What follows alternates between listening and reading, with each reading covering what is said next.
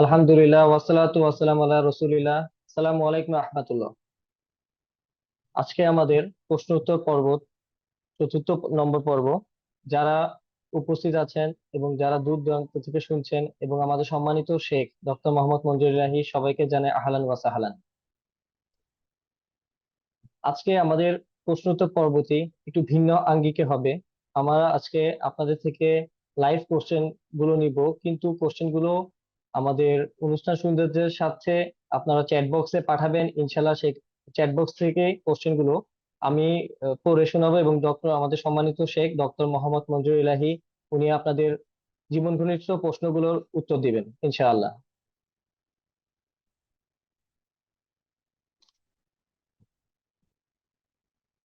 আমাদের সম্মানিত শেখের পরিচিতি পর্ব আর কি বলবো, উনি তো আমাদের সকলেই সম্মানিত এবং খুবই সুপরিচিত। উনি মদিনা ইউনিভার্সিটি থেকে পিএইচডি সম্পন্ন করেছেন এবং প্রথম বাংলাদেশি নাগরিক যিনি মদিনা ইউনিভার্সিটি থেকে পিএইচডি সম্পন্ন করে বাংলাদেশে এসেছেন। আলহামদুলিল্লাহ। আমরা শুরু আমরা আর দেরি না করি, আমরা আমাদের প্রথম নিতে যাচ্ছি ইনশাআল্লাহ।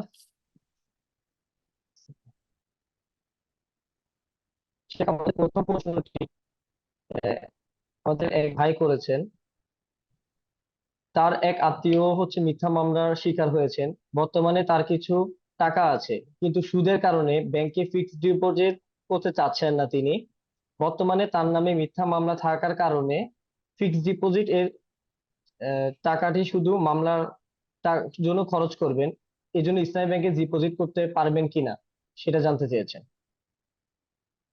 আলহামদুলিল্লাহ, والصلاة والسلام على رسول الله وعلى آله وأصحابه ومن والاه। একজন ভাই, তিনি তার কনভেনশনাল ব্যাংক থেকে ফিক্সড ডিপোজিট তুলে ইসলামী ব্যাংকে তিনি রাখতে পারবেন কিনা, এই প্রশ্নটা করেছেন। তিনি মামলায় হয়রানির শিকার হচ্ছেন ইত্যাদি নানা কথা তিনি বললেন। তবে তার এই ফিক্সড ডিপোজিটের সাথে মামলার কি সম্পর্ক, এটা আমার কাছে স্পষ্ট নয়। তিনি এই কনভেনশনাল ব্যাংক থেকে টাকা তুলে কোনো একটা ইসলামী ব্যাংকে রাখতে পারবেন এবং রাখাটাই উচিত হবে। আহ, চেষ্টা করবেন যে ব্যাংকের ইসলামিক কমপ্লায়েন্সটা ভালো, সে ব্যাংকে রাখার জন্য। তো আশা করি তিনি প্রশ্নের উত্তরটি পেয়েছেন এবং বুঝতে পেরেছেন যে তার কি করণীয়। ধন্যবাদ।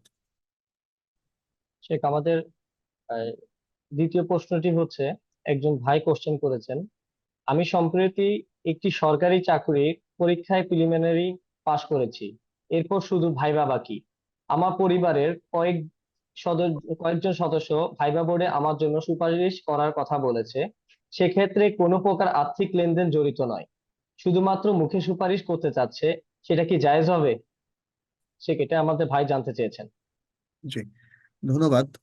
একজন ভাইয়ের জন্য অন্য আরেকজন ভাই চাকরির ক্ষেত্রে সুপারিশ করতে পারবেন কিনা, এক্ষেত্রে বক্তব্য হলো, এই ভাইয়ের সুপারিশ যদি কোনো হককে বাতিল না করে এবং অন্যের অধিকারকে ক্ষুণ্ণ না করে, তাহলে এই ধরনের সুপারিশ জায়েজ।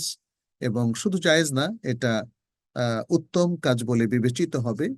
যে যেমন একজন ভাই, তিনি চাকরি খুঁজছেন, কোনো কোম্পানিতে ইন্টারভিউ দিলেন।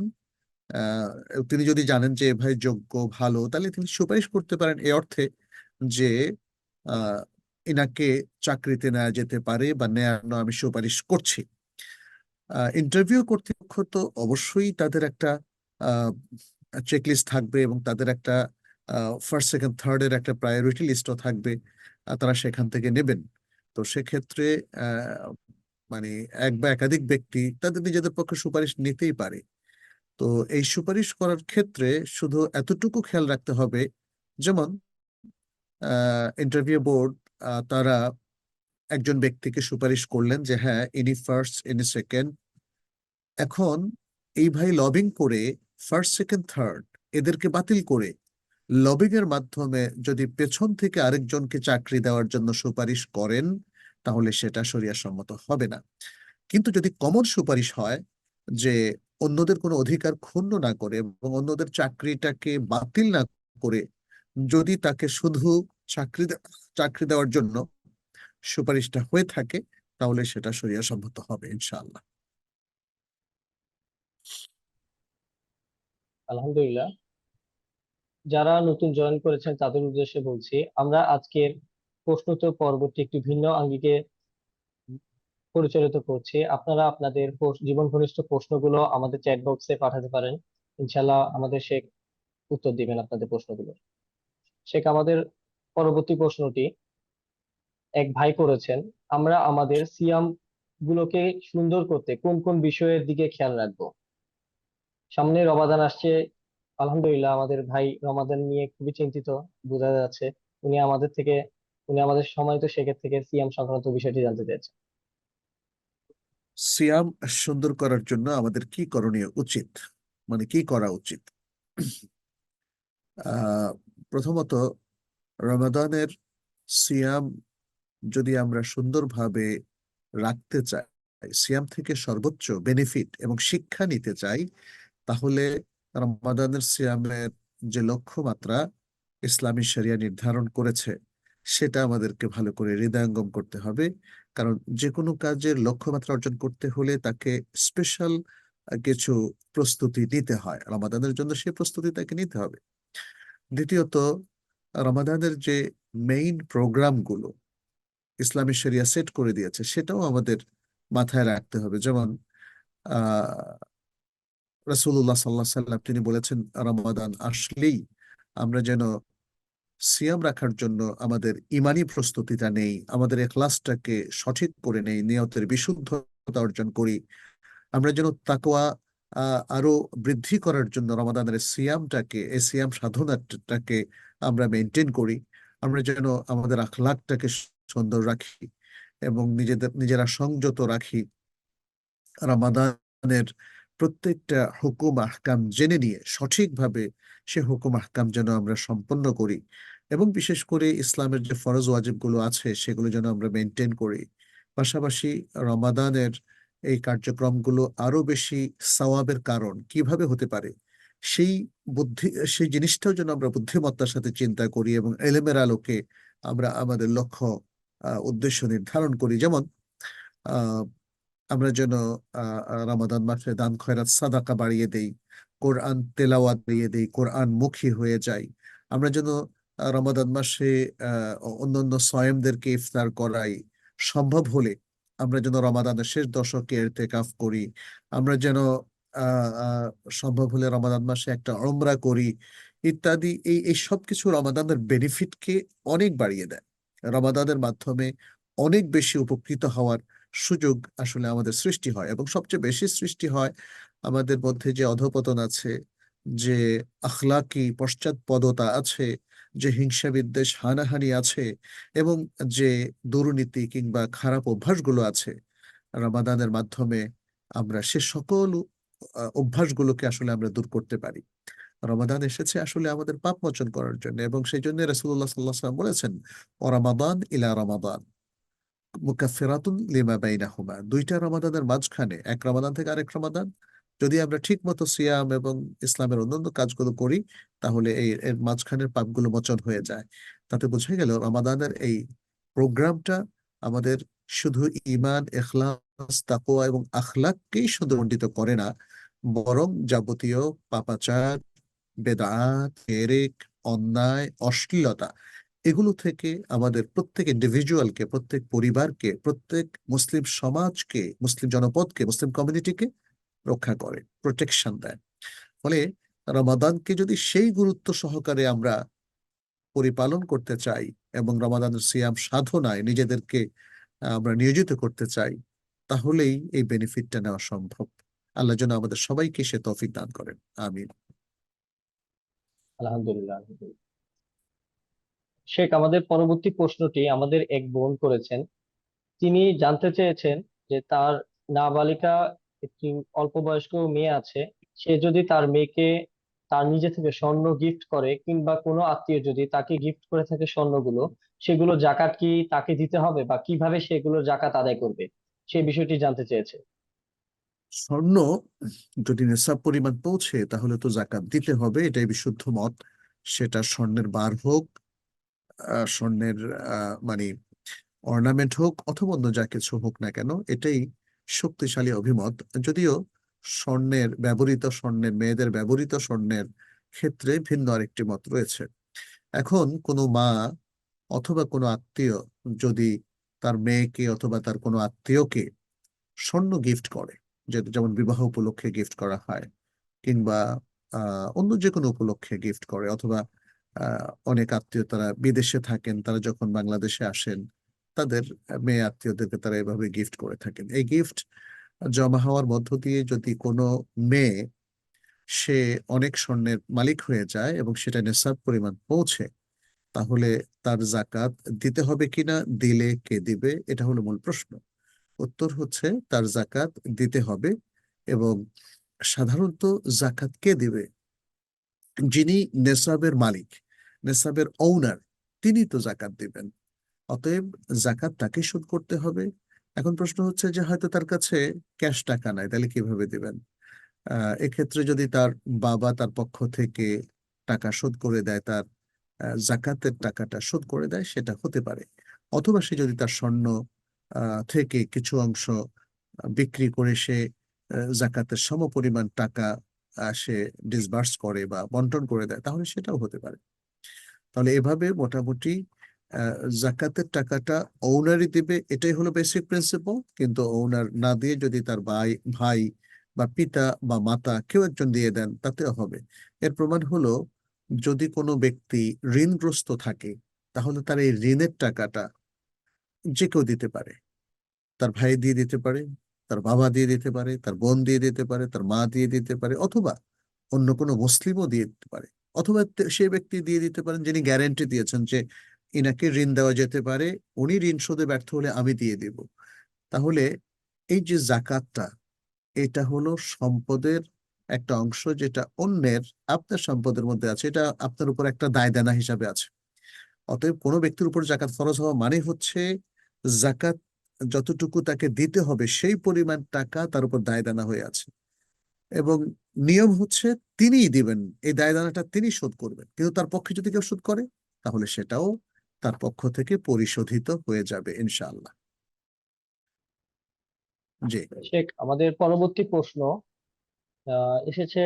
একজন ভাই করেছেন, নফল সালাতের পর কি সানা পড়তে হবে? তিনি এসে এই প্রশ্নটি জানতে চেয়েছেন। নফল সালাতের পরে কি আমরা যে সানাটি পড়ে থাকি, সেই সানাটি ফরজ সালাতের আগে যেমন পড়ে থাকি, নফল সালাতের আগেও কি একই রকম ভাবে পড়তে হবে কিনা সেই বিষয়টি জানতে চাইছেন। সালাত যখন আমরা স্টার্ট করব, তখন আল্লাহু আকবার বলে আমরা স্টার্ট করব, তাই না? যেহেতু রাসূলুল্লাহ সাল্লাল্লাহু আলাইহি ওয়াসাল্লাম বলেছেন, তাহরিমুহা তাকবীরু ওয়া তাহলিলুহা তাসলিম, যে সালাত শুরু হয়ে যায় আল্লাহু আকবার বলে। হ্যাঁ, আল্লাহু আকবার বলে সবকিছু হারাম হয়ে যায়। আবার আসসালামু আলাইকুম ওয়া রাহমাতুল্লাহ বললে সালাত শেষ হয়ে যায় এবং সবকিছু হালাল হয়ে যায়। তাহলে প্রত্যেক সালাতে যখন আমরা আল্লাহু আকবার বলে সালাত শুরু করব, তারপরে যেটা পড়তে হবে সেটাকে বলা হয় দোয়াউল ইস্তিফতাহ। দোয়াউল ইস্তিফতাহ, এটা না পড়লেও সালাত হয়ে যাবে, কিন্তু এটা পড়াটা সুন্নাহ, যেহেতু রাসূল সাল্লাল্লাহু আলাইহি ওয়াসাল্লাম পড়েছেন। এবং এই দোয়াউল ইস্তিফতাহ যে কোনো সালাতে, আপনি 2 রাকাত সালাত নিয়ত করলেন, সেটা নফল, সেটা ফরজ, সেটা ফজর, সেটা জোহর, সেটা আসর, যেটাই হোক না কেন, সেটা তাহিয়াতুল মসজিদ, তাহিয়াতুল ওযু, অথবা সেটা তাহাজ্জুদ, যে কোনো সালাতে দোয়াউল ইস্তিফতাহ পড়াটা সুন্নাহ তথা অপশনাল একটা নফল কাজ, যেটা করলে সওয়াব পাবেন, না করলে আপনার সালাত হয়ে যাবে। আলহামদুলিল্লাহ, আল্লাহ সুবহানাহু ওয়া তাআলা আমাদের সকলকে সঠিক এবং সহিভাবে সালাত আদায় করতে তৌফিক দান করুন। শেখ, আমাদের পরবর্তী প্রশ্ন, মারহাম ছাড়া বাড়ি থেকে 10 বা 15 কিলোমিটার দূরে যাওয়া কি যাবে? শেখ, একজন বোন জানতে চেয়েছেন এই বিষয়টি। জি। আহ মাহরাম তো শর্ত শুধুমাত্র সফরের দূরত্বে গেলে। এখন 10 থেকে 15 কিলোমিটার বিশুদ্ধ মত অনুযায়ী এটা সফরের দূরত্ব নয়, যদি সেটা একই শহরের মধ্যে হয়ে থাকে, একই শহর অথবা একটা বড় ইউনিয়ন, এর এক প্রান্ত থেকে আরেক প্রান্ত, অনেক সময় এরকম হয়ে থাকে, বড় ইউনিয়ন, বড় থানা, এটা একটি জনপদ হিসাবে গণ্য হয়। আচ্ছা, সেক্ষেত্রে যদি আমরা 10, 15, 20, 25 কিলোমিটার যাই, এতটুকুতে সাধারণত আসলে সফর হয় না। যদিও ওলামায়ে কেরামের মধ্যে একদল আছেন, তারা বলেন যে গ্রাম থেকে বের হলেই সফর, সামান্য কয়েক ক্রোশ গেলেই সফর। তবে সেটা শক্তিশালী দলিলের বিশ্লেষণে খুবই দুর্বল মত বলে গণ্য। এখানে সহিহ মুসলিমের একটা রেওয়ায়তও কেউ কেউ তারা পেশ করে থাকেন, যেমন আহ, আহ, কয়েক ক্রোশ, যেটাকে প্রায় হিসেব করলে 15 কিলোমিটার মতো হয়, গেলে তারা বলেন যে সফর হয় এবং সেখানে সফর হুকুম বর্তাবে। তবে শেখ সালেহ বিন উসাইমিন সহ আরো অনেকেই বলেছেন, যেমন ঢাকা শহর মেগা সিটি, তাই না? এই মেগা সিটির যে মানে সিটি একটার সাথে আরেকটা লাগোয়া, হ্যাঁ, এই ওয়ার্ড সেই ওয়ার্ড, তাই না? যেমন উত্তরা, তারপরে খিলখ্যাত, তারপরে বনানী, তারপরে গুলশান, তারপরে মহাখালী, তারপরে তেজগাঁও, আহ, পল্টন ইত্যাদি, এই যে আছে। তাহলে এই যে একটা মেগা সিটি, একই শহর, এর মধ্যে আপনি একখান থেকে আরেকখানে গেলে আসলে সত্যিকার অর্থে এটা সফর হবে না। জমহুর ওলামায়ে কেরাম 48 কিলোমিটার, 48 মাইলের কথা বলেছেন, যেটা প্রায় 80 কিলোমিটারের মতো। এটাও খুব শক্তিশালী একটা মত। শেখ সালেহ মুনাজ্জেদ এই যে 48 মাইলের, এটা যে শক্তিশালী, তিনি তার অনেক বিশ্লেষণ দিয়ে দেখিয়েছেন। এই ধরনের বিশ্লেষণ জায়েজ আছে, কারণ শরিয়ার যে বর্ণনাটা, শরিয়ার যে আলোচনাটা, সেটা থেকে এর এসেন্সটা বের করা, এটা ওলামাদের কাজ। তারা যদি বের করে দেখেন যে হ্যাঁ, একটা দূরত্ব সেখান থেকে বোঝা যাচ্ছে, তাহলে সেটাকে ইগনোর করাটা ঠিক হবে না। আপনি ভিন্ন আরেকটা মত নিতে পারেন, তাতে কোনো সমস্যা নেই। কিন্তু ওলামায়ে কেরামের যে জহুদ, তাদের যে ইজতিহাদ, সেটাকে আমাদের সম্মান করতে হবে। এবং আমি তার ডিসকাশনটা পুরোটাই পড়েছি, আমার কাছে যথেষ্ট শক্তিশালী ডিসকাশন বলে মনে হয়েছে। এই জন্য আমার কাছে মনে হয়, এই যে ছোট ছোট দূরত্বে আমরা এক গ্রাম থেকে আরেক গ্রাম, এক ইউনিয়ন থেকে আরেক ইউনিয়ন, ঢাকা থেকে একটু বের হলেই আমরা কসর করি বা সফরের দূরত্ব হিসেবে গ্রহণ করি, সেটা আমার কাছে শক্তিশালী মনে হয় না। শক্তিশালী হচ্ছে এক জেলা শহর থেকে আরেক জেলা শহর, এবং যেটাকে আমাদের এই এলাকার মানুষ বলে যে হ্যাঁ, এটা সফর অনেক দূরে, হ্যাঁ, যে কেউ যেতে নিরাপত্তাহীনতায় ভুগতে পারে, তাকে অনেক আয়োজন করে যেতে হয়, এটা হলো সফর। তো মেয়েরা যদি 10, 15, 20 কিলোমিটার দূরত্বে যায়, বা ইভেন তার থেকে বেশি দূরত্বে যায়, ঢাকার এক জায়গা থেকে আরেক জায়গা, এটা সফর নয়, অথবা মাহরাম থাকার শর্ত নয়। তবে এখানে আরেকটা জিনিস মনে হয় আমাদের লক্ষণীয়, সেটা হচ্ছে মেয়েদের অনেক সময় 2 কিলোমিটার যাওয়াটাও নিরাপত্তার দিক থেকে ঝুঁকিপূর্ণ হতে পারে। এটা কিন্তু খেয়াল রাখতে হবে। মানে একদিকে আমরা লক্ষ্য করছি, অনেক দূরে গেলে শরিয়া মাহরামের শর্ত আরোপ করেছে তার নিরাপত্তার জন্য, এটাও সত্য। কিন্তু যদি কেউ বলে যে হ্যাঁ, আমি 100 কিলোমিটার যেতে পারি, আমার কোনো এক বোন হয়তো বললেন, আমার তো নিরাপত্তার ঝুঁকি নাই, তাহলে কি আমি যেতে পারবো? আমরা বলবো নো। শরিয়া নিরাপত্তা নিশ্চিত করার জন্য মাহরাম শর্ত করেছে, কিন্তু তারপরেও দূরত্বে গেলে আপনার জন্য মাহরাম থাকে, সেটা বলেছে। অতএব আপনার নিরাপত্তা যদি নিশ্চিত হয়, তবু আপনার মাহরাম থাকতে হবে। এটাই হচ্ছে বিশুদ্ধ কথা। আচ্ছা, এখন যদি 2 কিলোমিটার পরে বা 5 কিলোমিটার পরে কারো নিরাপত্তার ঝুঁকি তৈরি হয়, তখন তিনি কি যাবেন? এখানে উত্তর হচ্ছে, বাস্তবতার দাবি হচ্ছে যাবেন না। নিরাপত্তার ঝুঁকি, কারণ মেয়েদের ইজ্জত আবরুর ব্যাপার আছে, তার উপর কেউ হামলা করার ব্যাপার আছে। আমরা জানি এই যে ঢাকা শহরে এবং বিশ্বের আরো কিছু কিছু শহর, উপমহাদেশের বিভিন্ন শহরে আমরা দেখেছি, বাসে ওঠার পরে বিভিন্ন নারীকে যেভাবে বাসের ড্রাইভার কিংবা হেল্পার, এরা ধর্ষণ করেছে, এরা তার ইজ্জত নিয়ে খেলেছে, কিংবা এরা অনেক মেয়েকে ধর্ষণ করে হত্যাও করেছে।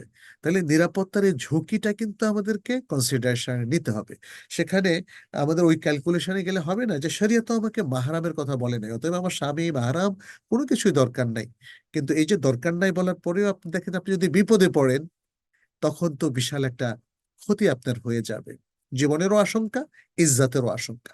অতএব আমরা এখানে বলবো, একজন মহিলা মাহরাম ছাড়া তিনি 10, 15, 20 কিলোমিটার যাবেন কিনা, এখানে দুটো ইস্যু, একটা শরিয়া ইস্যু, শরিয়া এখানে অ্যালাউ করে মাহরাম ছাড়া যাওয়ার জন্য, কিন্তু বাস্তবতা যদি অ্যালাউ না করে তাহলে যাওয়া উচিত না।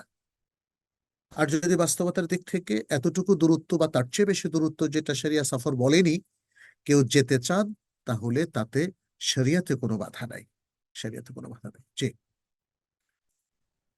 আলহামদুলিল্লাহ, শেখ অনেক সুন্দর করে, অনেক সুন্দর বিশ্লেষণ করে আমাদেরকে প্রশ্নটির উত্তরটি দিয়ে জানিয়েছেন। আলহামদুলিল্লাহ। আমাদের পরবর্তী প্রশ্নটি এসেছে একজন বোনের পক্ষ থেকে, যে আমরা বর্তমানে তো দেখতে পাই যে জমির দাম বেড়ে যাওয়ার কারণে সকলেই শেয়ার বা একাধিক মালিকানায় জায়গা কিনতে আগ্রহী বেশি। সেক্ষেত্রে একজন বোন প্রশ্ন করেছেন, শেয়ারে জমি কিনা কি যাবে এবং বাড়ি তৈরি করা যাবে কিনা, যদি ওই শেয়ার অংশের মধ্যে কোনো লোনের প্রক্রিয়া আছে, এটা সেক্ষেত্রে থেকে জানতে চেয়েছেন।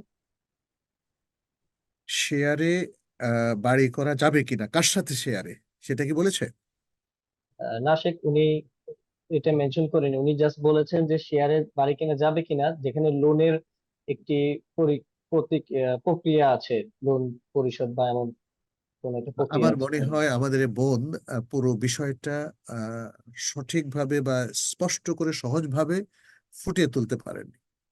তিনি বলতে চেয়েছেন যে ইসলামী ব্যাংকগুলো থেকে এইচপিএসএম পদ্ধতিতে ইনভেস্টমেন্ট বা বিনিয়োগ নিয়ে বাড়ি করতে পারবেন কিনা। যদি এইচপিএসএম পদ্ধতিতে তিনি বিনিয়োগ নিয়ে বাড়ি করেন, তাহলে ব্যাংকের একটা, ইসলামী ব্যাংকের একটা পোর্শন থাকে। তাহলে ব্যাংকের সাথে শেয়ারে তিনি এই বাড়িটা করলেন অথবা এই ফ্ল্যাটটা কিনলেন, সেক্ষেত্রে ব্যাংক যে তার থেকে প্রফিট করে এটা জায়েজ হবে কিনা ইত্যাদি। অথবা তিনি হয়তো বোঝাতে চেয়েছেন যে কোনো কনভেনশনাল সুদী ব্যাংক থেকে ঋণ নিয়ে শেয়ারে, ব্যাংকের সাথে শেয়ারে যদি তিনি বাড়ি করেন, তাহলে সেটা জায়েজ হবে কিনা। কারণ এই শেয়ারটা তো ব্যাংকের লোনের ভিত্তিতে হয়েছে, এবং এই লোন থেকে তাকে সুদ দিতে হয়। তাহলে আমরা বলবো দ্বিতীয় যেটা, সেটা সম্পূর্ণ হারাম। দ্বিতীয়টা সম্পূর্ণ হারাম, কারণ এখানে সুদ, কোনো ব্যক্তির সুদ দেওয়া কোনোটাই জায়েজ নেই।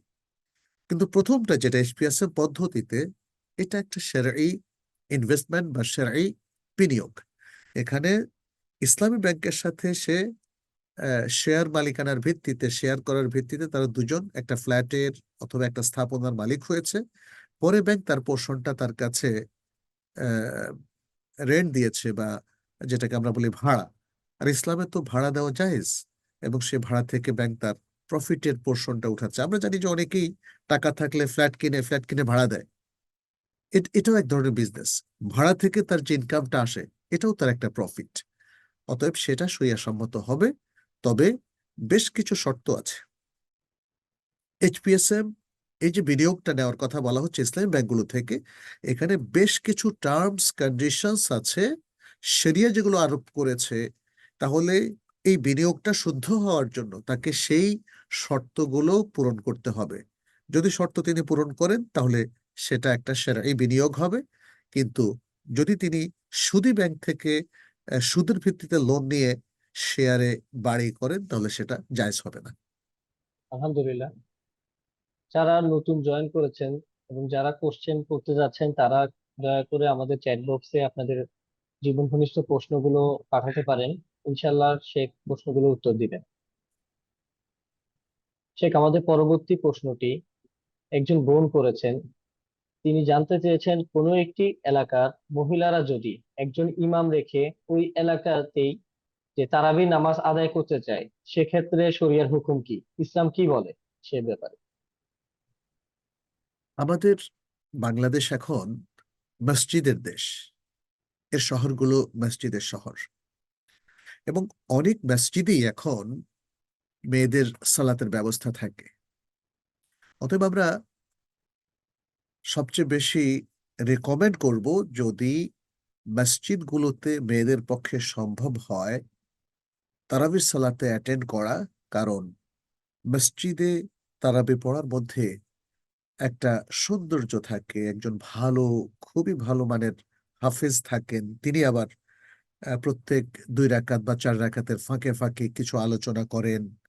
একটু ইস্তেরাহা, মানে থেমে থেমে তিনি সালাদটা পড়ান, লম্বা সালাদ পড়ান।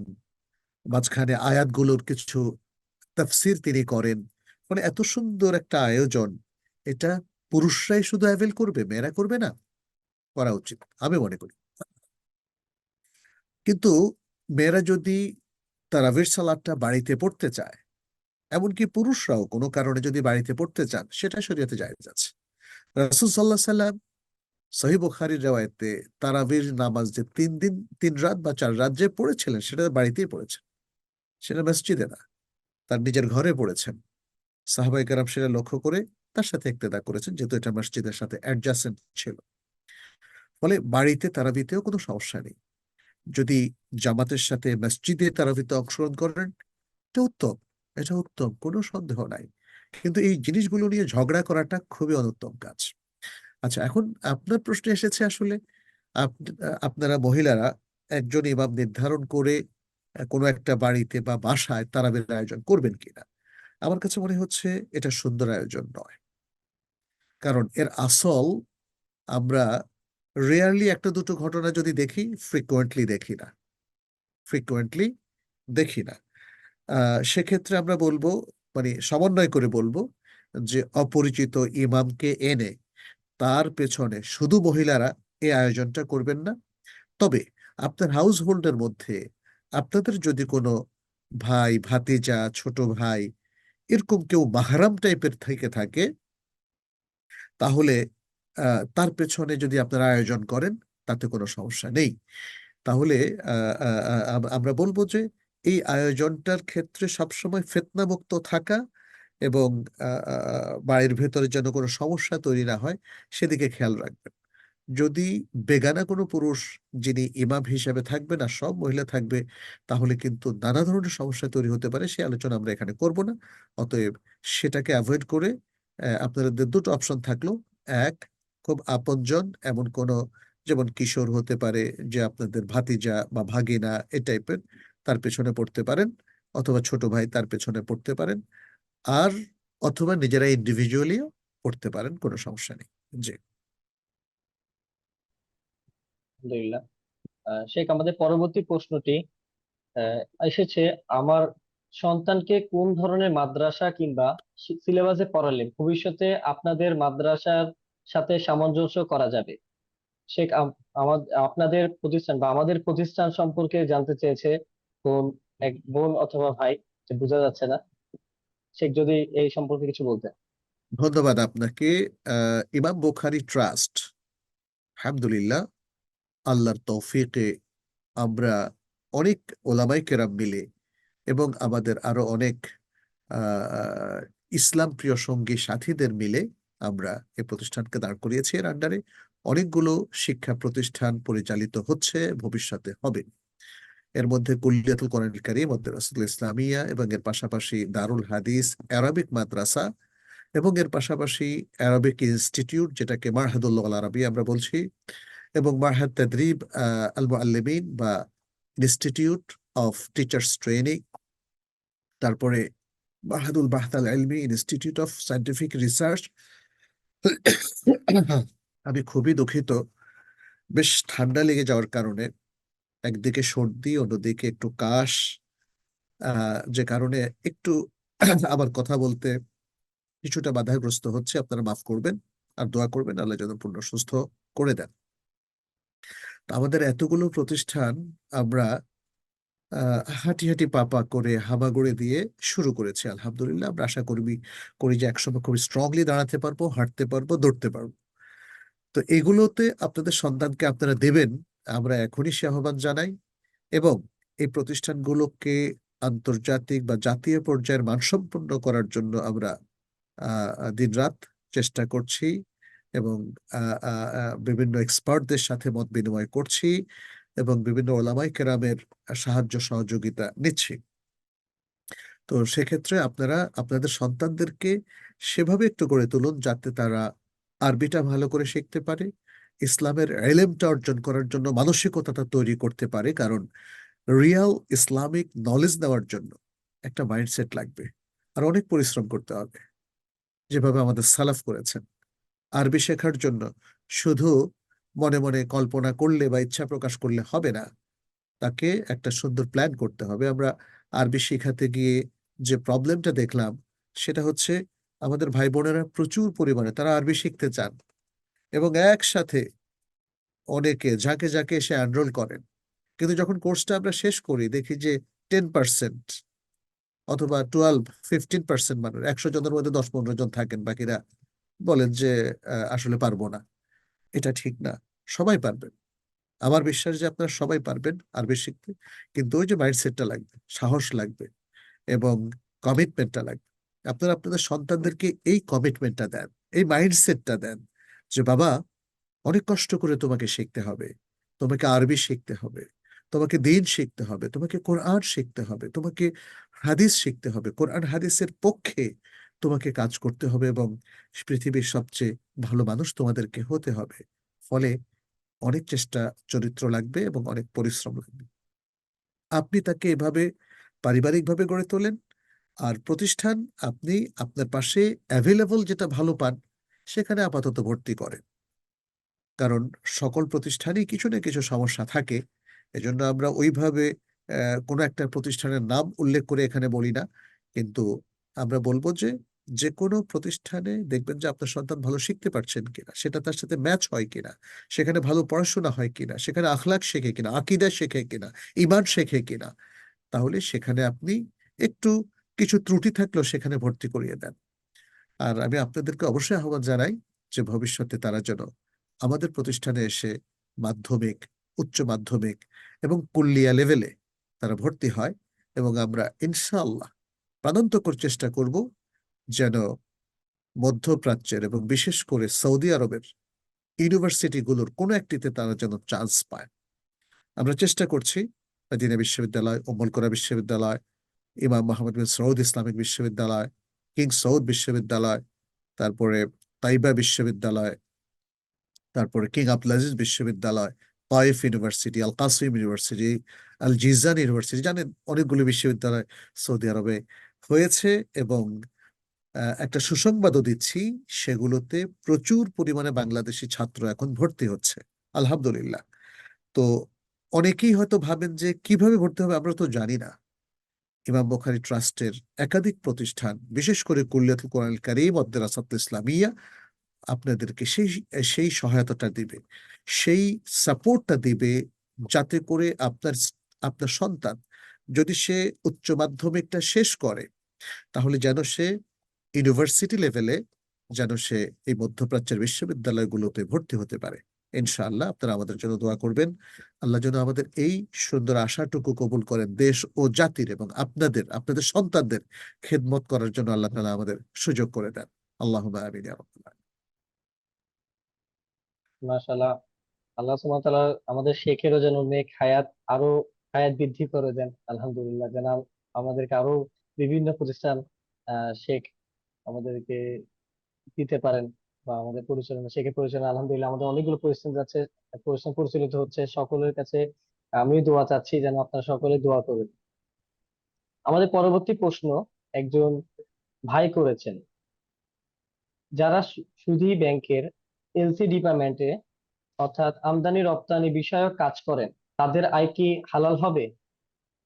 শেখ, এই প্রশ্নটা আমাদের এক ভাই জানতে চেয়েছে। আবার একটু প্রশ্নটা করতে হবে, হ্যাঁ। জি শেখ, আমাদের ভাই প্রশ্নটি করেছেন, যারা সুধী ব্যাংকে এলসি ডিপার্টমেন্টে, অর্থাৎ আমদানি রপ্তানি বিষয়ক কাজ করেন, তাদের আয় কি হালাল হবে?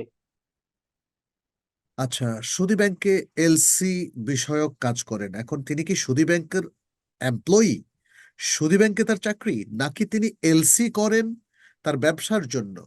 সুদী ব্যাংকে এলসি করেন যাতে করে তিনি বিদেশ থেকে জিনিস আমদানি করতে পারেন, ইম্পোর্ট করতে পারেন। সুদী ব্যাংকের মাধ্যমে তিনি তার প্রাইসটা ডলারে কিংবা পাউন্ডে, স্টার্লিং এ, যেখান থেকে তিনি যেভাবে প্রযোজ্য সেভাবে লেনদেনটা কমপ্লিট করেন। এতে কি তার পাপ হবে কিনা কিংবা তার ইনকামটা জায়েজ হবে কিনা, আমার মনে হচ্ছে তিনি এমপ্লয়ি নন, তিনি শুধু একজন ব্যবসায়ী, শুধু এলসিটা ওপেন করেন সুদী ব্যাংকে। এটাই আমি বুঝতে পেরেছি। আর যদি অন্যটা হয় আমাকে নাইম আপনি বলবেন। আচ্ছা, এখন আমরা বলবো যে একজন ব্যবসায়ী তিনি তার যদি ব্যবসায়িক সততা রক্ষা করেন, ট্রান্সপারেন্সি রক্ষা করেন, হালাল হারাম বেছে চলেন। এলসি করতে গিয়ে তিনি যদি এই এলসিটা কোনো এক বাধ্যবাধকতার কারণে যে কোনো একটা কনভেনশনাল সুদী ব্যাংকে করেন, তাহলে এক্ষেত্রে যদি তার সুদের সাথে কোনো সম্পৃক্ততা থাকে, তাহলে সেটা তো ভায়োলেশন। সুদ যে কোনো মোমেন্টে, যে কোনো ভাবে, যে কোনো ক্ষেত্রে এটা ভায়োলেশন, শরিয়ার লঙ্ঘন। অতএব মানে এখানে আনপ্যারালাল কথা, এখানে সুদ শরিয়া সম্মত এটা বলার কোনো সুযোগ নেই। তবে অনেক সময় মানুষ ব্যবসায়িক কারণে কোনো বাধ্যবাধকতার মধ্যে যদি পড়ে যায় এবং কোনো সুদের সম্পৃক্ততার সাথে যদি জড়িয়ে যায়, তাহলে আল্লাহর কাছে তার ক্ষমা চাওয়া উচিত এবং সে সম্পৃক্ততা থেকে দ্রুত বের হয়ে যাওয়া উচিত। তওবা করে তিনি যদি আল্লাহর কাছে ক্ষমা পান, তাহলে তার ইনকাম হালাল হবে। মানে অনেক সময় দেখা যায় যে আমাদের নানা টেকনিক্যাল কারণে আমাদের ব্যবসার কিছু একটা কাজে কর্মে আহ, আহ, হারাম কিছু সম্পৃক্ত হয়ে যায়। এটা আমাদেরকে একটু জাস্ট দেখতে হবে। যদি এটা রেভিনিউর মধ্যে আমরা দেখি, রেভিনিউ মানে প্রফিট, প্রফিট জেনারেটিং সিস্টেমের মধ্যে যদি সুদ সম্পৃক্ত হয়ে যায়, তাহলে এটা আমার টোটাল প্রফিটের কত পার্সেন্ট সেটা আমাকে বের করতে হবে। সামান্য কিছু মানে সুদ চলে আসার কারণে অথবা সুদের সাথে অল্প কোনো এক জায়গায় বা কোনো একটা ট্রানজেকশনে আমি আমি কানেক্টেড হয়ে যাওয়ার কারণে আমার পুরো ইনকাম কিন্তু হারাম হবে না, এটা মনে রাখতে হবে।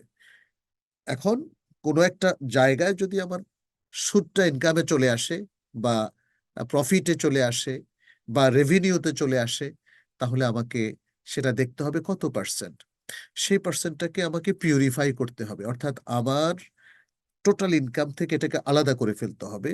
কারণ যে ইনকামটা আমার প্রফিট বলে গণ্য হবে, আমি নিজে অথবা আমার শেয়ার হোল্ডাররা অথবা আমার এই কোম্পানিতে যারা ইনভেস্টর, তারা প্রত্যেকেই তো এখান থেকে প্রফিট পাবে, তাই না? তাহলে এই এই হারামটা কিন্তু ডিস্ট্রিবিউট করা যাবে না। এই হারামটাকে আলাদা করে ফেলতে হবে, পিউরিফাই করতে হবে, অর্থাৎ এটা থেকে গেট রিড করা, মুক্ত হতে হবে। যদি এই ধরনের প্রক্রিয়াগুলো কোনো একজন বিজনেসম্যান ফলো করে, এমনকি চাকরিজীবীও যদি এটা ফলো করেন যে আমার ইনকামে কত অংশ হারাম, তাহলে সেটাকে আমি আউট করে দিলাম, বের করে দিলাম, বাকি হালালটাকেই আমি কনজিউম করলাম, তাহলে তো এটা খুবই চমৎকার একটা সিস্টেম। এটাই আমাদের করা উচিত। সেক্ষেত্রে যে হারামটাকে আমি আলাদা করলাম সেটার কি হবে? উত্তর হচ্ছে সেটা আল্লাহর কাছে সওয়াবের আশা করা ছাড়া জনকল্যাণে আপনি ব্যয় করবেন। যেমন কালভার্ট নির্মাণ, রোড নির্মাণ, কোনো আলট্রা পুয়ার ব্যক্তিকে তার হয়তো চিকিৎসার জন্য দিলেন, হ্যাঁ, কোনো জায়গায় সামাজিক কাজে আপনি ব্যয় করলেন, যেমন টয়লেট করে দিলেন, পুকুরের ঘাট করে দিলেন। এরকম নানা রকমের জনকল্যাণে আপনি সওয়াবের নিয়ত ছাড়া ব্যয় করতে পারেন। তাহলে কি হলো? আপনার ইনকামটা পুরো পিওর হয়ে গেল। আপনার ইনকামের মধ্যে, ব্যবসার মধ্যে যে অংশটা হারাম ছিল সেটাকে আলাদা করে ফেললেন। আবার সেটা আপনি রেখে দেননি, সেটাও আপনি শরিয়া নির্দেশিত পন্থায়, শরিয়া স্কলাররা যেভাবে বলেছেন, জনকল্যাণে ব্যয় করে দিলেন এবং সেখানে আপনি সওয়াবের নিয়ত করলেন না। তাহলে তো আপনার এই যে ডিলিংসটা, এটা পুরোটাই তো শরিয়া সম্মত হয়ে গেল, আলহামদুলিল্লাহ। এভাবে আমাদেরকে চলতে হবে। কারণ আজকের যে জীবন ব্যবস্থা, আজকের যে চাকুরি, আজকের যে ব্যবসায়িক ব্যবস্থাপনা, সেখানে 100% শরিয়া লঙ্ঘন করা ছাড়া শরিয়া সম্মতভাবে চলা এটা আসলেই দুরূহ। তাহলে আমাদেরকে করতে হবে এতটুকু, যে যতটুকু ইনকাম শরিয়া সম্মত ততটুকু আমরা খাবো, পরবো এবং কনজিউম করব। আর যতটুকু ইনকাম আমাদের শরিয়া লঙ্ঘন জনিত কারণে হয়েছে, সেটাকে আমরা হারাম ইনকাম হিসাবে কনসিডার করে আমাদের থেকে আলাদা করে ফেলবো এবং কিভাবে ব্যয় করবো সেটা ইতিমধ্যে বলেছি। আমি একটু এলাবোরেটলি বললাম যাতে আমাদের ভাইয়েরা এবং বোনেরা বুঝতে পারেন আসলে এই ক্ষেত্রে আমাদের করণীয়টা কি। বারাকাল্লাহু ফিকুম। শেখ, আমাদের পরবর্তী প্রশ্নটি একজন ভাই করেছেন। তিনি জানতে চেয়েছেন, স্ত্রীর বকেয়া মোহরানা পাওয়ার পর ওই টাকার উপর আগের বছরগুলোর জাকাত দিতে হবে কি? সেক্ষেত্রে ইসলামিক মূলনীতিটি কি তা জানতে চেয়েছেন। স্ত্রীর মোহরানা অনেকদিন বকেয়া ছিল, স্বামী তাকে দেয়নি, এখন দিয়েছে, তাহলে বিগত বছরগুলোর জাকাত তাকে দিতে হবে কিনা। এখানে দেখতে হবে যে স্বামী তাকে এখন কেন দিল। স্বামী কি আসলে আগেও দিয়েছিল তাকে? হয়তো তিনি বলেছিলেন আপনার কাছে এটা ডিপোজিট রেখে দেন, আমি সময় হলে নেব, এবং তিনি 10 বছর পরে নিলেন। তাহলে এক্ষেত্রে তাকে 10 বছরের জাকাত দিতে হবে, কারণ আসলে স্বামী তাকে অনেক আগে দিয়েছিল, তিনি স্বামীর কাছে ডিপোজিট রেখেছিলেন। ফলে তার এই ডিপোজিটেড মানি, ভালো হতো যদি তিনি ইনভেস্ট করতে পারতেন, কিন্তু তিনি টাকা, ক্যাশ টাকা রেখে দিলে যেটা হয়, তাহলে এটার উপর তাকে জাকাত দিতে হবে যদি সেটা নেশাব পরিমাণ থাকে শুরু থেকে, তাহলে পরিচালনা 10 বছরের জাকাত তাকে দিতে হবে।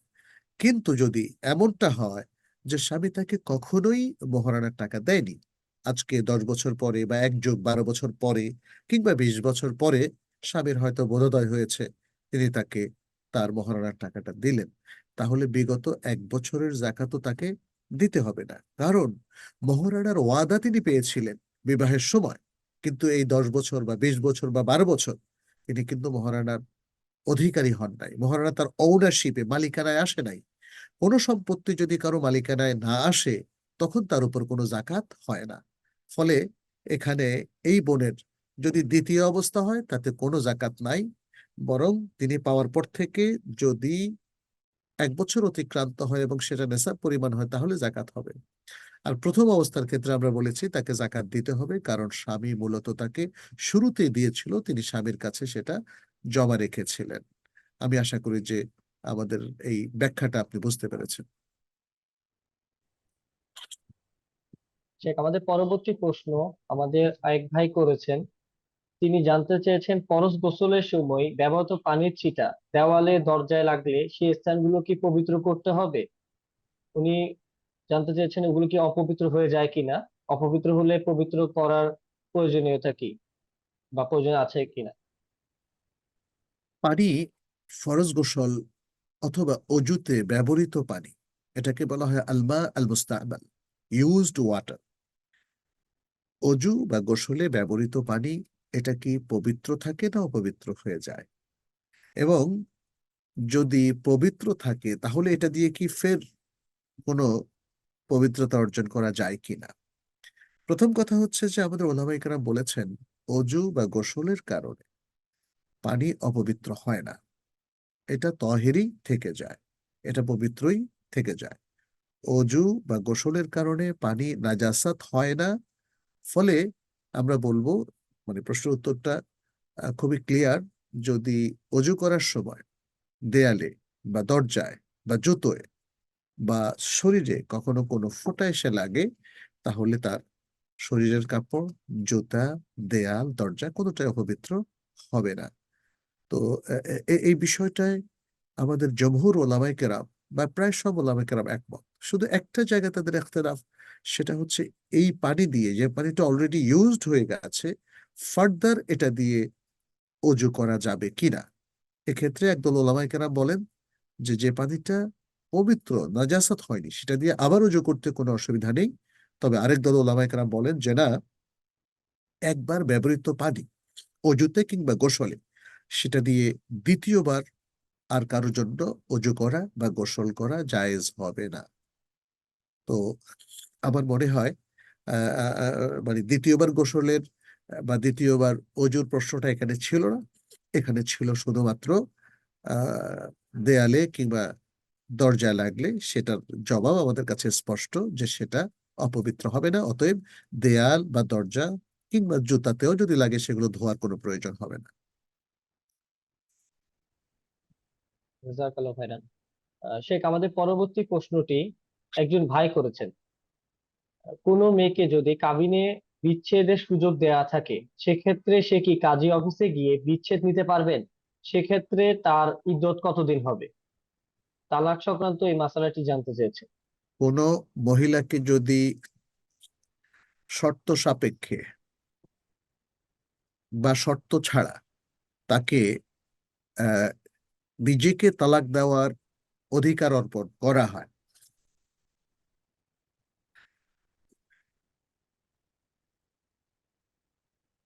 তাকে তালাক দেওয়ার ক্ষমতা অর্পণ করা হয়, যেটাকে বলা হয় তালাকে তাফওয়িদ। এবং বাংলাদেশের কাবিননামার 18 নম্বর ক্লজে এমন কিছু অধিকার স্ত্রীদেরকে দেওয়ার কথা বলা হয়েছে। স্বামী যখন ওকে করবেন তখন সে অধিকারটা স্ত্রী পেয়ে যাবেন। এবং সেখানে কিছু শর্তও দেওয়া আছে, যেমন যদি স্বামী খোরপোশ দিতে ব্যর্থ হন, অথবা যদি স্বামী স্ত্রীর উপর অত্যাচার করেন, অথবা যদি তাদের মধ্যে কোনো বনিবনা না হয়। এই শেষের কথাটা, বনিবনা না হওয়া, এটা খুবই অস্পষ্ট একটা বিষয়। এই অস্পষ্ট বিষয় থাকার কারণে নারীদের পক্ষে যে কোনো ছুতোয় তালাক দেওয়া এটা সহজ হয়ে গিয়েছে। কারণ কোনো নারী হয়তো, স্বামী তাকে একটু বকা দিল, আর নারী বলল যে আমার বনিবনা হলো না, ফলে তিনি এই অধিকারটা নিয়ে নিলেন। তো এই জন্য এটাকে আরো স্পষ্ট করা দরকার। একজন স্বামী কোন পরিপ্রেক্ষিতে, কোন জায়গায় তার স্ত্রীকে তালাকের ক্ষমতা অর্পণ করবেন সেটা আরো স্পষ্ট করে উল্লেখ করা উচিত। এবং আদৌ তিনি দিবেন কিনা সেরকম একটা ব্যাপারও থাকা উচিত। এখানে আমি প্রসঙ্গক্রমে আরেকটু বলতে চাই যে অনেক পাত্ররা, অর্থাৎ অনেক স্বামীরা, তারা নিজেরা এই ক্লজটা সম্পর্কে জানেনই না কিছু। ফলে নিকা রেজিস্ট্রার তিনি ওকে করে দেন, অথচ তিনি প্রকৃতপক্ষে হয়তো জানেন না। কারণ এই জিনিসটা শরিয়তের বিধান হলো, তিনি যদি স্ত্রীকে তালাকের ক্ষমতা অর্পণ করতে চান তাহলে জেনে অর্পণ করবেন, আর যদি অর্পণ করতে না চান তাহলে না লিখে দেবেন। এবং এই জায়গায় আসলে নিকা রেজিস্ট্রার জোর খাটানোর কোনো সুযোগ নাই। হ্যাঁ, তিনি বলতে পারেন না যে না, আমি আপনাকে এটা দিতে বাধ্য করব। এমনকি পাত্রীপক্ষ স্বামীকে এই অধিকার দিতে বাধ্য করতে পারেন না। বরং তারা কথাবার্তার শুরুতে হয়তো বলতে পারেন যে পাত্রীপক্ষকে তালাকের অধিকারটা দিলে আমরা এই বিবাহে আগাবো, নইলে আগাবো না। কিন্তু বাধ্যতামূলক, এটা তো শরিয়া বাধ্যতামূলক করেনি, অতএব এভাবে বাধ্যতামূলক করা যাবে না। যাই হোক, আমরা একটু আলোচনায় ফিরে আসি। সেটি হচ্ছে, যদি এই ক্লজের মধ্যে স্ত্রীকে ক্ষমতা অর্পণ করা থাকে, তাহলে স্ত্রী যদি সেই ক্ষমতা ব্যবহার করেন, সেটার জন্য আসলে কিছু সাক্ষী সামর্থ্য লাগবে। তিনি যে ক্ষমতা অর্পণ করেছেন, তিনি যদি নিজে নিজে দাবি করেন যে না আমি ক্ষমতা অর্পণ করেছি, এটা তো গ্রহণযোগ্য হবে না। কেউ না কেউ দেখতে হবে, কারো না কারো সাক্ষ্য থাকতে হবে যে স্ত্রী এই ক্ষমতা অর্পণ করেছেন। তাহলেই ওই তালাকটা, একটা তালাক কার্যকর হতে পারে। তবে এক্ষেত্রে স্ত্রী কিভাবে তালাকটা কার্যকর করবেন সেটাও একটা দেখার বিষয়, জানার বিষয়। স্ত্রী যদি বলেন যে 18 নম্বর ক্লজে আমাকে যেহেতু তালাকের ক্ষমতা অর্পণ করা হয়েছে, অতএব সেই ক্ষমতা অর্পণের পরিপ্রেক্ষিতে এবং শর্ত পূরণ হওয়ায় আমি আমার স্বামীকে তালাক দিলাম, তাহলে এই তালাক শুদ্ধ নয়। এ তালাক কখনোই কশ্চিনকালেও পতিত হবে না। কিভাবে পতিত হবে সে আলোচনাটা আমরা এখানে করব না, কারণ আমরা আমাদের বোনদেরকে শিখিয়ে দিতে চাই না যে তারা একটু আবেগে গিয়ে তালাকটা কার্যকর করে ফেলুক। শুধু বোনদের বলছি কেন, আমি ভাইদেরকেও বলবো যে সামান্য ঝগড়াঝাটি বা যে কোনো ছোটই আপনারা তালাকের দিকে যাবেন না, প্লিজ। তালাকের দিকে যাবেন না। আর মেয়েদের হাতে তালাকের ক্ষমতা অর্পণ করা, এটাও একটা মানে এভাবে যে কোনো ছুতোয় তালাক হয়ে যেতে পারে। তালাককে শরিয়া যে দৃষ্টিভঙ্গিতে, যে পরিপ্রেক্ষিতে, যেভাবে পতিত করতে বলেছে, আসলে সেটাই হচ্ছে সবচেয়ে উত্তম। একবারে এক তালাকের বেশি যেন না হয়, কিন্তু তালাকের আগে শতবার দুই পক্ষ চিন্তা করবেন। এবং তালাক যেন এমন তোহরে হয় যে তোহরে তাদের মেলামেশা হয় নাই। তালাক যেন কখনো হায়েজ অবস্থায় না হয়। তালাক যেন একসাথে তিন তালাক না হয়। এবং তালাক যেন এমন তোহরে না হয় যে তোহরে তাদের মেলামেশা হয়েছে। তাহলে এভাবেই যদি সুন্নাহ তালাক, সুন্নাহর পদ্ধতিতে যদি তালাকটাকে কার্যকর করা যায়, তাহলে অনেক সংসার বেঁচে যাবে। মানুষ মাথা গরম করার সুযোগ পাবে না। এবং এর মধ্য দিয়ে নারী পুরুষ বা তাদের সংসারের জন্য অনেক কল্যাণ থাকবে ইনশাল্লাহ। আমি একটু বিস্তারিত আলোচনা এখানে করলাম, কারণ তালাক নিয়ে আমাদের অনেক সমস্যা। ফলে এই সমস্যাগুলো যেন তৈরি না হয়, এবং বিশেষ করে এই 18 নম্বর ক্লজকে ঘিরে বিশাল বড় সমস্যা সারা দেশব্যাপী তৈরি হয়েছে। আমরা আশা করব যে আমাদের দম্পতিরা, ভাই বোনেরা, তারা এই সমস্যাটি নিয়ে আরো সজাগ হবেন। জেনে বুঝে তারা তালাকের সিদ্ধান্ত নেবেন, না জেনে অথবা রাগের মাথায় এই তালাকের ট্রিগারটা তারা টিপবেন না। বারাকাল্লাহ ফিক। আলহামদুলিল্লাহ, আল্লাহ সুবহানাহু ওয়া তাআলা যেন আমাদেরকে সুন্দর করে এই বিষয়গুলো বোঝার এবং আমল করার তৌফিক দান করুন। শেখ, আমাদের পরবর্তী প্রশ্নটি আমাদের এক বোন করেছেন, সেটা জাকাত সংক্রান্ত মাসালা। তিনি আমাদেরকে বলেছেন, আমার চাচা আমাদের চাইতে আর্থিকভাবে অসচ্ছল। আমার বাবা প্রায় তাকে আর্থিকভাবে সাহায্য সহযোগিতা করে থাকেন।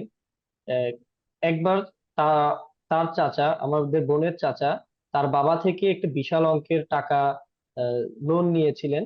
সেই লোনের কিছু অংশ ফেরত দেওয়ার পরে পরবর্তীতে তার চাচা জানিয়েছেন যে তিনি আর ফেরত দিতে পারবেন না বা মাফ চেয়েছেন। সেক্ষেত্রে ওই বাকি অংশের টাকাটা কি জাকাত হিসেবে তার চাচাকে দিয়ে দেওয়া যাবে? এবং তিনি জানিয়েছেন যে সে বাকি অংশের টাকাটি যে জাকাত হিসেবে দিচ্ছেন সেটি তার চাচাকে জানাবেন না, কারণ কেননা তিনি এটা জানতে পারলে অপমানিত বোধ করতে পারে। সেক্ষেত্রে সে ইসলামিক আমাদের আলোকে মশলাটি কি হবে? ধন্যবাদ। আহ কোনো ব্যক্তি যদি আরেকজনকে ঋণ দেন এবং একটা পর্যায়ে ঋণের কিছু অংশ শোধ করার পরে বাকি অংশ আর শোধ করতে পারলেন না, পরবর্তীতে ঋণদাতা যদি মনে করেন যে আমি তাহলে বাকি ঋণের অংশটুকু জাকাত হিসেবে নিয়ত করে ফেললাম, তাহলে তার এই বাকি ঋণের অংশটুকু কি জাকাত হিসাবে গণ্য হবে কিনা, এটা হলো আসলে মূল প্রশ্ন। উত্তর হচ্ছে যে না, এটা জাকাত হিসাবে গণ্য হবে না। কারণ আপনি তো জাকাত হিসাবে তাকে দেন নাই, এটা ছিল ঋণ, ঋণই থাকবে। ওই ব্যক্তির উপর ওয়াজিব হচ্ছে আপনাকে এই ঋণটা পরিশোধ করে দেওয়া। তাহলে তাহলে জাকাতের বিষয়টা তাহলে কিভাবে আমরা সমাধান করতে পারি? প্রথম হচ্ছে যে যে কোনো জাকাত যদি আপনি ডিসবার্স করেন, শুরু থেকে আপনি নিয়ত থাকতে হবে। অতএব কোনো একটা টাকা চুরি হয়ে গেল আর অমনি আপনি সেটা জাকাতের নিয়ত করলেন, কোনো একটা টাকা ঋণ হিসাবে নেওয়ার পরে একজন অক্ষম হয়ে গেলেন, তারপরে আপনি জাকাত হিসাবে নিয়ত করলেন, এটা হবে না। কারণ আপনি তো ওই টাকাটা আর কখনোই পাবেন না। ওই টাকাটা তো হারিয়ে যাওয়া টাকার মতো। এখন যদি কোনো এক ব্যক্তি তার হারিয়ে যাওয়া টাকা, যেমন সাগরে ডুবে গেল 1 কোটি টাকা, সে যদি বললো ঠিক আছে এটা দিয়ে আমি জাকাতের নিয়ত করলাম, এটা কি হবে? এটা হবে না। আপনার সে অক্ষম ব্যক্তির ক্ষেত্রে আপনার পাওনা টাকাটা আর পাওয়ার কোনো সম্ভাবনা নেই। আপনি তাকে যেটা করতে পারেন, মাফ করে দিতে পারেন। এটা আপনার সাদাকা জারিয়া হবে, মাফ করে দিতে পারেন। আর আরেকটা করতে পারেন, সেটা হচ্ছে আপনি নিজে আপনার জাকাতের টাকা থেকে তাকে দিতে পারেন, অথবা আপনি যারা জাকাত দিয়ে থাকে, জাকাত পেয়ার, এমন ভাই বোনদেরকে আপনি রিকোয়েস্ট করতে পারেন যে ওনার অনেক ঋণ আছে, আপনারা তাকে জাকাত থেকে দেন, তাহলে সে তার ঋণটা শোধ করবে। তাহলে আপনি নিজে অথবা আপনার স্ত্রী অথবা আপনার আত্মীয় স্বজন বা আপনার পরিচিত কেউ যদি তাকে জাকাত দেয়, সেই জাকাত থেকে যদি সে আপনার ঋণটা শোধ করে, তাহলে এটা জায়েজ আছে। এটা জায়েজ আছে, এতে কোনো সমস্যা নেই। কিন্তু অক্ষম ব্যক্তির ঋণকে জাকাত হিসাবে আদায় দেখানো, এটা সঠিক হবে না। শেখ, আমাদের পরবর্তী প্রশ্নটি আমাদের এক বোন করেছেন। তিনি জানতে চেয়েছেন, তিনি আমাদেরকে জানিয়েছেন, আমার নানা শ্বশুরের একটি মেয়ে ছিল। উনার ভাইয়ের এক ছেলে ও দুই মেয়ে ছিল, কিন্তু তাদের মধ্যে এক ছেলে ও এক মেয়ে বাবা জীবিত থাকতে মারা যায়। এখন তার সম্পদের বন্টন কিভাবে করবেন? আচ্ছা, প্রশ্নটা আরেকবার একটু করতে হবে। জি। হ্যাঁ, মানে উনি মূল জানিয়েছেন, কথাটা বলতে হবে, মূল কথাটা বললে হবে। জি, উনার ভাইয়ের এক ছেলে ও দুই মেয়ে ছিল। সেখান থেকে এক ভাইয়ের এক ছেলে, ছেলে দুই মেয়ে ছিল, জি। জি, উনার নানা শ্বশুরের, সেক্ষেত্রে এক ছেলে এবং এক মেয়ে জীবিত থাকা অবস্থায়, বাবা জীবিত থাকা অবস্থায় মারা যায়। আচ্ছা। সেক্ষেত্রে সম্পদের বন্টনটা কিভাবে হবে? ও আচ্ছা, তাইলে এক ছেলে এক মেয়ে যারা মারা যায় তাদেরও সন্তান আছে, তারপরে নানা মারা গিয়েছে। এখন এই যিনি মারা গিয়েছেন তার ছেলেপেলেরাও আছে, নাতি নাতকুরও আছে। এখন এই সকল নাতি নাতকুররা তার কাছ থেকে পাবে কি না, বিশেষ করে যে ছেলে যে মেয়ে মারা গেছে তাদের ঘরে যে সন্তানরা, তারাই নানা থেকে পাবে কিনা, এটা হচ্ছে প্রশ্ন। এটা হলো কোনো ব্যক্তি আহ আহ ব্যক্তির আগে তার পুত্র বা কন্যা মারা গেলে, সেখানে যদি তার নাতি নাতকুর অথবা দৌহিত্র দৌহিত্রী থাকে, এদের মিরাসের কি বিধান হবে। আমরা এটা অনেকবার উত্তর দিয়েছি, আমাদের মনে হয় প্রচুর প্রশ্ন উত্তর আপনি ইউটিউবেও পাবেন যেগুলোতে এর উত্তর আছে। এখানে আমরা বলেছি যে আপনি ওয়াজিব ওয়াসিয়ার আশ্রয় নেবেন, নাতি নাতকুর অথবা দহিত দহিত্রী এদেরকে যেহেতু এদের মা বাবা দাদা দাদি নানা নানির আগে মারা গেছে, অতএব তাদের জন্য একটা ওসিয়ত করার সুযোগ শরিয়া রেখে দিয়েছে, এবং এই ওসিয়তটাকে বলে ওসিয়া ওয়াজিবা। ওয়াজিব ভিত্তিতে, অর্থাৎ জরুরি ভিত্তিতে এদের জন্য ওসিয়া করতে হবে। তাহলে ওসিয়া কি পরিমাণ করবে? সাধারণত ওসিয়ার নিয়ম হচ্ছে টোটাল সম্পত্তি 3 ভাগের 1 ভাগ।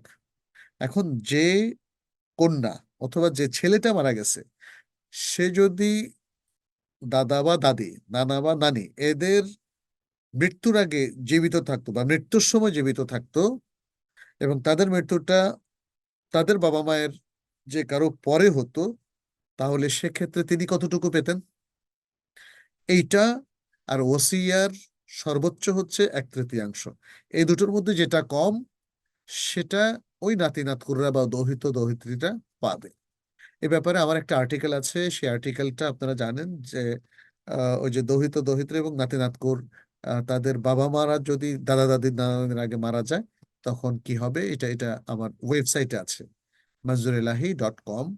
এখানে আপনারা আর্টিকেলটা ডাউনলোড করে যদি ডিটেলসটা পড়ে নেন, আমার মনে হয় বুঝতে আপনাদের সুবিধা হবে। এখন হয়তো অনেকেই একটু ধাঁধা লাগতে পারে, প্রথমবারের মতো শুনেছেন, জটিল লাগতে পারে। আসলে বিষয়টা জটিল না, সহজ। এই বিধানটার নাম হচ্ছে ওয়াজিব ওয়াসিয়াহ, এবং এই বিধানটা জর্ডান, মিশর, কুয়েত এরকম বেশ কয়েকটা দেশে ইমপ্লিমেন্ট করা হয়েছে। আপনারা জানেন যে ইসলামের অনেকগুলো বিধান অনেক মুসলিম দেশে নাই। মিরাসের বিধান, তালাকের বিধান, তারপরে ব্যবসা বাণিজ্যের বিধান, কোনটা হালাল কোনটা হারাম, রেবার বিধান, ঘুষের বিধান, এগুলো অনেক দেশেই ওইভাবে মুসলিম কমিউনিটিতে পরিপালিত হয় না। সেটা আমাদের জন্য দুর্ভাগ্যজনক। কিছু হয়, কিছু হয় না। কিন্তু আমি এই জন্যই বললাম যে এই এই বিধানটা, ওয়াজিব ওসিয়ার বিধানটা কোনো কোনো দেশে আছে, তো সেটা আমাদের জন্য পরিপালন করাটা উচিত এবং খুবই সঙ্গত। সব কিছু জিনিস আমরা খুব সুন্দর করে আর্টিকেলে তুলে ধরেছি। জি। আলহামদুলিল্লাহ। আমাদের কাছে এখনো অনেকগুলোই প্রশ্ন আসছে। আমাদের সময় স্বল্পতার কারণে হয়তো আমরা আর অল্প কিছুই প্রশ্ন নিব, কিন্তু যারা প্রশ্নগুলো করতে চাচ্ছেন বা করেছেন, তারা আমাদের হোয়াটসঅ্যাপ গ্রুপে কোশ্চেন গুলো করার জন্য লিঙ্কটি আবার পুনরায় দেওয়া হবে, যে সেই লিঙ্কে ইনশাল্লাহ আপনাদের প্রশ্নগুলো করতে পারবেন। আরেকটি প্রস্তুত পর্বে ইনশাল্লাহ আমাদের সম্মানিত শেখ আপনাদের এই জীবন ঘনিষ্ঠ প্রশ্নগুলো উত্তর দিবেন। আজকে হয়তো আমরা আর অল্প কিছু প্রশ্ন নিয়ে সমাপ্তি করবো ইনশাল্লাহ। শেখ, আমাদের পরবর্তী প্রশ্নটি আমাদের এক বোন করেছেন, সেটাও জাকাত সম্পর্কে। তিনি জানতে চেয়েছেন, ব্যাংক থেকে লোন নিয়ে এবং মানুষের কাছ থেকেও ধার নিয়ে ব্যবসায় লাগানো হয়েছে, মাসে মাসে লাভ দেওয়া হয় তাদের। এখন এই অবস্থায় জাকাত কিভাবে পরিশোধ করতে হবে? ঋণের টাকার উপর কি জাকাত দিতে হবে? যাদের টাকা নিয়ে ব্যবসা করছে তাদের লাভের অংশ দেওয়ার পরেও কি জাকাত দিতে হবে? এক বোন এই প্রশ্নটি করেছেন। আহ, যদি কেউ ঋণ নিয়ে থাকেন, ঋণ নিয়ে ব্যবসা করেন এবং ঋণটা সুদের ভিত্তিতে নেন, কিন্তু তিনি লাভ করতে পারছেন না, তারপরে তিনি কিভাবে লাভ দিবেন, তাই না? প্রশ্নটা তো এটাই। জি শেখ, তিনি জানতে চেয়েছিলেন যে মানে মানুষের কাছ থেকে ধার নিয়ে যে ব্যবসাটি করছে, এই ধারের টাকার উপরও কি জাকাত কিভাবে পরিশোধ করবে? ও আচ্ছা, মাসালাটা হচ্ছে জাকাতের। জি। ঋণ নিয়ে তিনি ব্যবসা করছেন, সবটাই ঋণ। ব্যবসা করছেন, লাভও করছেন, মানুষকে আবার লাভ বন্টনও করছেন। এখানে তো যদি লাভ বন্টন করেন তাহলে তো এটা ঋণ হলো না, এটা হলো তখন ইনভেস্টমেন্ট।